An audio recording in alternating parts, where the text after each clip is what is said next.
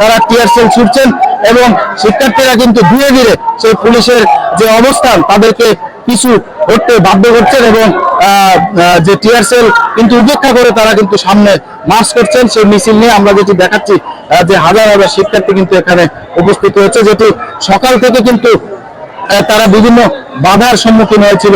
Khulna new market থেকে আমরা প্রথম লাইভে আপনাদেরকে দেখিয়েছিলাম যে শিক্ষার্থীরা বাধার সম্মুখীন হয়েছিল।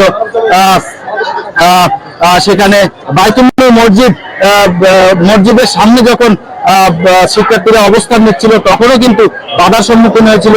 তবে হাজার হাজার শিক্ষার্থী যখন তারা একত্রিত হয়ে তাদের মিছিল যখন কিন্তু তারা মার্চ করছিল তখন কিন্তু পুলিশ পিছু হটতে বাধ্য হয়। এরপরে সোনাডাঙ্গা বাস